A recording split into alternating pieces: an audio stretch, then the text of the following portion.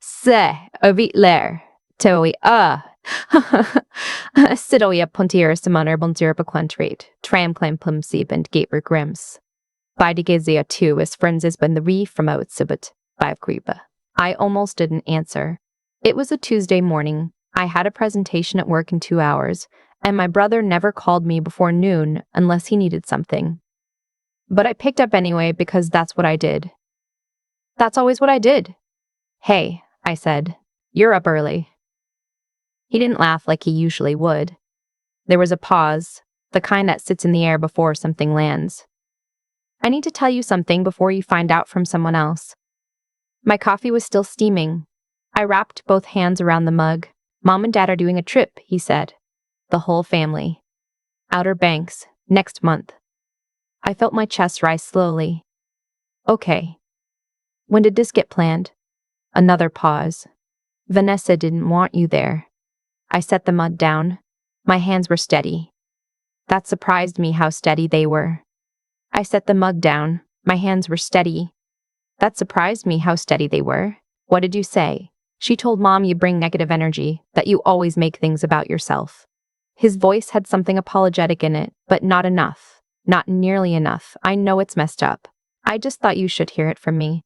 I looked at the oatmeal, the coffee, the stack of client folders I brought home last night. My name is Lena Hartley. I'm 31. I'm a project coordinator for a mid-sized construction firm in Raleigh, North Carolina. And until that morning, I thought the $4,800 I transferred to my parents every single month bought me at least the courtesy of being told the truth. Thanks for letting me know, I said. My voice was calm in a way that scared even me. I hung up and stared at the wall. Negative energy. Last month, I had paid my parents' car insurance. The month before that, my father's dental bill. 3 crowns, nearly $2,000. I'd been covering their electric, their internet, their Costco membership. I had a spreadsheet. I'm organized by nature. It's what I do for a living. I track things. And what I tracked told me I had quietly handed over almost $60,000 in the last 3 years. I opened my banking app. The auto transfers lined up like a little row of soldiers. Patient, obedient, bleeding me dry. My finger hovered for a long time. Then I pressed cancel. All of them. The screen went quiet. My apartment went quiet. The coffee went cold. I was almost late to the presentation. But I gave it anyway, and I gave it well. Because I have always been good at keeping myself contained. On the inside, I was somewhere else entirely. Watching a version of my own life like it was a movie playing without sound. That evening, I came home and found what I expected. Nothing. No call from my mother. No text from my father. No one circling back to explain or apologize or ask if I was all right. But on Instagram, there was a photo. My sister-in-law Vanessa had posted it already, barely 48 hours after my brother's call, as if she'd had her finger on the trigger. It was a mock planning post. All of them gathered around my parents' kitchen table. A map of the Outer Banks spread out. A bottle of wine half empty. Everybody laughing. The caption read, "Family trips hit different when everyone actually wants to be there." Everyone. I read that word 3 times. My mother was in the frame, leaning over the map, pointing somewhere on the coastline with a happy grin.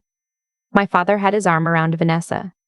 My brother, the same one who had called me 2 days ago with that carefully phrased apology, was laughing at something off camera, completely at ease. I put my phone face down on the bed and lay flat on the ceiling in the dark. Here's what you need to understand about my family. We are not the type that yells. We are the type that smiles over broken things. My parents raised us in a house where tension lived quietly behind clean counters and polished shoes, and love was expressed through proximity, just showing up, just being there. And for most of my adult life, I had tried to express it the same way. Just providing, just sending the money, paying the bills, making sure the people I loved weren't struggling. I had thought that was enough. I had thought it meant something. Vanessa has never liked me. I've known this the way you know something you're not allowed to say out loud. She and my brother got together when we were all in our mid-20s. And from the beginning, there was a specific kind of chill she directed at me. Polite on the surface, just cold enough underneath that I could feel it. I tried over the years to reach her, complimented her cooking at Thanksgiving, asked about her job, remembered her kids' birthdays. None of it ever fully landed. But this was different. This wasn't frost. This was a deliberate act of exclusion, and my parents had nodded along like it made complete sense. I called my mother the next morning. "Lena," she answered, warm like nothing had happened. "I heard about the trip," I said. A pause. "Your brother shouldn't have. Is it true? Did Vanessa say she didn't want me there?" Silence. Then, carefully, "She just felt like the dynamic would be smoother." Silence. Then, carefully, "She just felt like the dynamic would be smoother. You know how things get." "What things, Mom?" "What things get. You can be a lot sometimes, sweetheart. You have strong opinions." I almost said something, but I stopped myself. Because the thing about my family is that they are very good at making you feel like the ceiling is actually the floor, like up is down. Like somehow the person calling out the problem is the problem. "Okay," I said and hung up. I sat at my desk for a full 10 minutes before I did the thing I probably should have done months earlier. I opened my calendar, found the recurring transfers, and looked at what I was projected to send over the next 12 months. The number was staggering. It looked different all at once, stacked up that way. A real number, not a monthly drip. I picked up the phone and called my bank. "I'd like to cancel all my scheduled external transfers," I said. "All of them, effective immediately." The representative walked me through it. Confirmation numbers, timestamps. It took about 7 minutes, and when it was done, I felt nothing at first. Just the specific blankness of a decision made. That night, I drafted a text to my mother. I kept it short. "I've canceled the transfers. I need some time. Please don't reach out for a while." I held it for a long time. Then I sent it. Her response came 4 minutes later. "What does that mean?" "Lena, what are you doing?" I turned my phone over and went to sleep. The next 2 days were a slow crescendo. First came the texts. My mother, then my father, then my brother. That same apologetic tone from the phone call, except now there was an edge to it. "You're being dramatic. Vanessa didn't mean anything by it. You can't just do this to the whole family over a trip." I answered none of them. Then came the voicemails. My mother cried in one of them, which was hard to hear, because I love her and I always have. That's the complicated part of all this that people don't understand when they hear a story like mine. It's not that I stopped loving them. It's that love had started to feel like something I was supposed to perform on their terms, on command, at any emotional cost to myself. I listened to the voicemails, then deleted them. On Thursday, I got an email from an address I didn't recognize, and when I opened it, my stomach dropped. It was addressed to my supervisor, copied to HR. The sender was listed as Paulette Hartley, my mother. The subject line was, "Concern regarding employee wellness." I read it standing at my kitchen counter at 7 in the morning, still in the oversized t-shirt I'd slept in. My mother had written to my company. She had told them I was going through a family crisis and that she was worried I wasn't coping well. She used language like erratic behavior and emotional distress. She said she was reaching out because she didn't know what else to do. I had to read it twice, then a third time. My mother, the woman I had helped through a roof repair, a transmission replacement, a medical bill for a surgery she couldn't have afforded without me, had taken this private rupture and walked it directly into my professional life. I was at my desk by 8. My supervisor, Dana, a calm, no-drama woman in her early 50s, knocked on my office door at past and asked if she could speak with me. I said yes and followed her in. She had printed the email. She placed it on the desk between us and looked at me evenly, not unkindly. "I want to hear from you," she said, "not from this." I told her the truth, which was that I had made some decisions about my personal finances that my family did not agree with, and that I was handling it and that I was sorry she'd been pulled into it. Dana nodded slowly. "Okay," she said. "I'm not concerned about your work. You know that." She picked up the email and held it a moment. "I'm going to respond to this and let her know that reaching out here isn't appropriate and that you're well." She set it back down. "You should probably speak to HR just to document the situation, so there's a record." "Yes," I said. "I will." When I walked back to my office, I closed the door and sat down and looked at the wall for a while. My hands were in my lap. Outside, through the window, there was a parking lot and a strip of trees turning gold and red at the edges. I had spent 3 years making sure that family never struggled for anything, and now my mother had called my job. I opened my phone and added her number to the blocked list, then my father's, then my brother's, and after a beat, Vanessa's. Because some choices are made through grief, and some are made through clarity, and this one was clarity all the way down. The weekend came. I spent Saturday cleaning my apartment in the deep, methodical way I only do when my mind is sorting through something. I reorganized the pantry. I threw out old containers. I scrubbed the bathroom grout. Around noon, my friend Priya called. I hesitated, then answered. My cousin posted something, she said carefully. On her Facebook. She's friends with some of your family. I thought you should know. I asked her to send it. It was Vanessa. Of course it was Vanessa. She had written a long post, the kind that doesn't name names but makes sure everyone within range understands exactly who the target is. It talked about how money changes people, how some family members forget their roots the moment they start making more than everyone else, how it hurts to watch someone you love choose selfishness over family. There was a photo attached.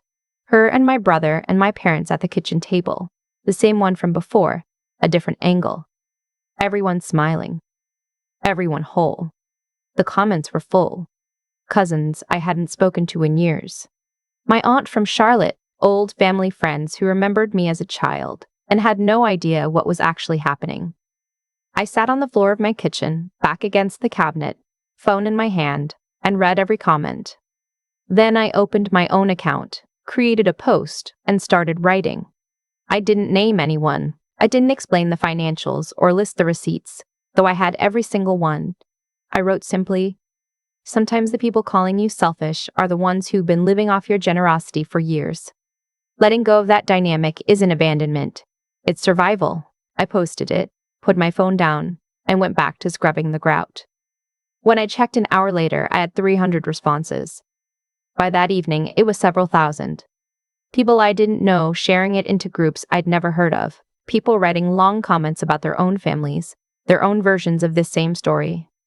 The child who sends money and still gets left out, the generosity that gets mistaken for obligation. The slow realization that love and transaction had gotten confused somewhere along the way. Vanessa's post had gotten quiet by then.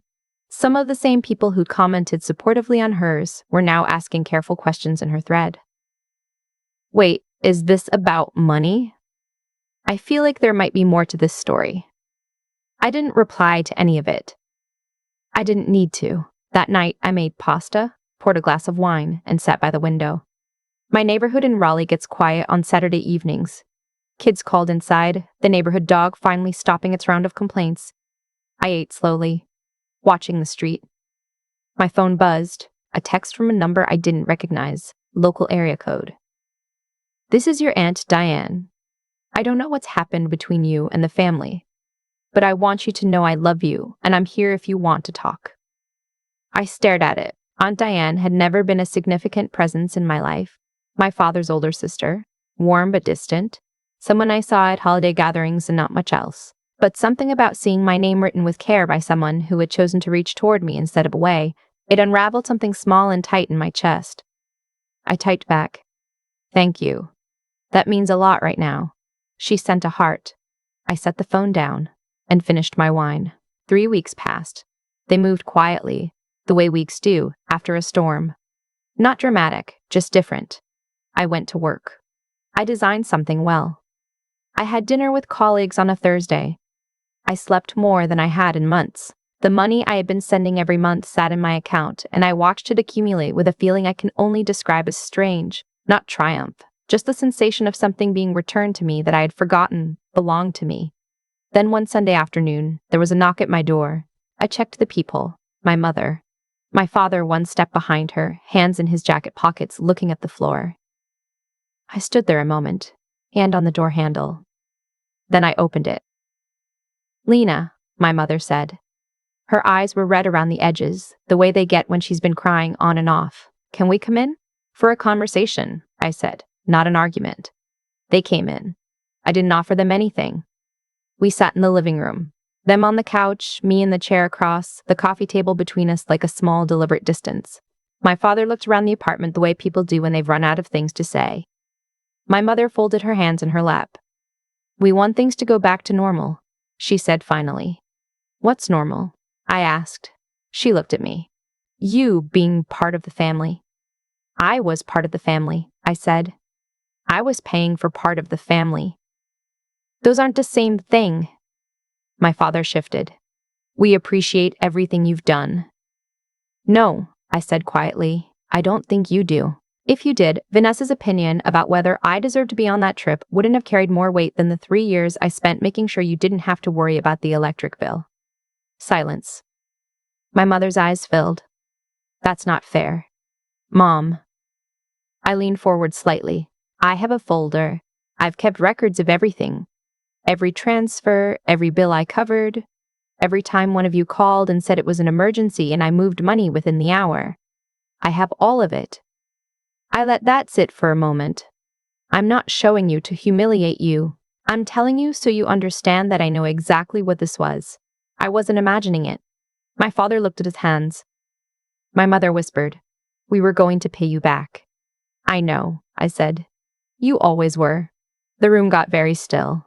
After a while, my mother said the thing I had been waiting for her to say since the first call, the thing that finally made it clear what this visit actually was. The landlord is asking about next month's rent. I looked at her for a long moment. "You'll need to work that out," I said. Her face crumpled. My father put his hand on her arm. "Lena, I love you," I said, and I meant it. Because that's the hardest part of all of this. That love and limits can exist in the same sentence. I love you both. But I cannot keep funding a version of this family where I'm an afterthought. That's not family. That's a subscription you forgot to cancel. My father made a sound like he was going to say something. Then he didn't. I stood up and walked to the door and opened it. They looked at me for a long moment. My mother still pressing her fingers to her eyes. My father's expression caught somewhere between pride and shame. They left. I closed the door, stood with my back against it. Then I walked to the kitchen, filled a glass of water, and stood at the window drinking it slowly, watching the afternoon light move across the rooftops. My phone was quiet. I had no desire to pick it up. Somewhere in the city, a family was planning a trip to the beach and didn't think to invite me. Somewhere, a Facebook post was losing momentum. Somewhere, my name was being passed around in a conversation I'd never be part of, because some stories need a villain, and I had been cast in that role the moment I stopped being useful. Let them have it. I had something better, a bank account that was finally growing, a job where I was respected, a window with decent light, and the specific, hard-won quiet of a person who had finally stopped apologizing for existing. A few weeks later, on a Friday I'd been looking forward to for longer than I could remember, I drove to the airport with one bag and a carry-on. The Appalachian Trail section I'd been planning to hike had a permit I'd applied for months ago, back when I was still telling myself things would smooth over. Back when I still believed that if I was patient enough and gave enough and stayed small enough, the family I wanted would eventually become the family I had. I parked, checked my bag, found my gate, sitting by the window at the terminal, watching a plane back away from the jetway. I thought about the photo. Vanessa's arm around my mother, everyone golden and laughing, the Outer Banks somewhere warm in the frame. I thought about what it had cost me to look at that and feel like something was wrong with me for not being there. And I thought about how much lighter everything felt now, standing on the other side of it. I pulled out my phone and opened the camera. I looked tired in the selfie, the honest kind of tired, not defeated. Just a person who'd been through something real. I posted it with no caption, just a location tag, Charlotte Douglas International Airport. The comments came in immediately. Friends, coworkers, a few strangers who'd followed me after the post a few weeks ago. Have a great trip. You deserve this. Go rest. I smiled at the screen, then tucked my phone away. The gate agent called for boarding. I stood, gathered my things, and walked toward the door. Somewhere behind me, someone else's family was arguing over an armrest. A child was asking for a snack. A man in a business suit was pacing, phone pressed to his ear, voice low and urgent. The world was full of people managing the weight of people they loved. I stepped through the door and into the jetway, the air cool and close, the plane waiting at the end of it. I thought about the trail, the trees, the silence that doesn't require anything from you. Some people will say I gave up on my family. That's one way to look at it. Here's another. I finally stopped giving myself away to people who were taking it for granted, and in doing so, I gave myself back to myself. That's not giving up. That's the whole point. I've thought a lot about the word deserve since all of this happened. Who deserves what? and why we expect the people closest to us to hand it over without being asked. For years, I believed that if I gave enough money, patience, the benefit of the doubt, the people I loved would eventually meet me where I was. That's not naivety exactly. It's something most of us carry without realizing it. The idea that generosity is a language, and if you speak it long enough, fluently enough, the other person will eventually start to understand. What I learned, slowly and then all at once, is that generosity only functions as a language when both people are actually listening. When one person is just collecting. Vanessa didn't dislike me because of anything I'd done. She disliked me because I existed adjacent to something she wanted to control. My parents weren't cruel people. They were just conflict averse in a way that made them easy to lead. My brother loved me. I believe that. But love without backbone isn't protection. It's just company while you're being hurt. The money was never the real thing. I think I understood that even when I was sending it. The real thing was the hope underneath it. The hope that if I made myself useful enough, indispensable enough, no one would ever think to leave me out. That's the part that's hard to say out loud because it sounds desperate, and I wasn't a desperate person. I was just someone who had learned early that love came with conditions, and had spent a decade trying to meet every single one of them. When Dana sat across from me with my mother's email printed on paper and said, "I'm not concerned about your work," something in me recalibrated. A woman who owed me nothing had shown me more basic respect in 4 minutes than my own family had shown me in years. That contrast didn't make me angry. It made me clear. Clarity is different from anger. Anger wants to be heard. Clarity just acts. The people who thrive on your guilt count on you staying confused. The moment you understand the actual shape of the situation, not the story they've told about it, not the version where you're the problem, they lose their leverage. Vanessa's Facebook post, my mother calling my employer, the 67 missed calls, none of that was grief. It was pressure. It was people who had benefited from a system trying to restore it. I didn't restore it. What I think about now, standing on the other side of all of it, is that the 3 things that actually carried me through weren't dramatic. They weren't bold. They were quiet. I kept my records, not out of spite, but because I knew my own truth and refused to let it be rewritten. I kept my integrity at work even when my personal life was in chaos, because I understood that my professional reputation was mine, not theirs to damage. And when the moment came to speak, the post, the conversation with my parents in my living room, I said exactly what was true and nothing more. Those aren't strategies. They're just what happens when you decide your own account of your own life matters. The Appalachian Trail was cold and quiet and exactly what I needed. Standing at a ridge on the second morning looking out at the Blue Ridge in the early light, I thought about what it cost me to finally get there. Not the money. I'd already accepted that loss. I mean the years. The version of myself that kept shrinking to fit into spaces that were never actually built for her. I'm not shrinking anymore. That's not a declaration, it's just a fact. And facts, I've learned, don't need to be announced. They just need to be lived.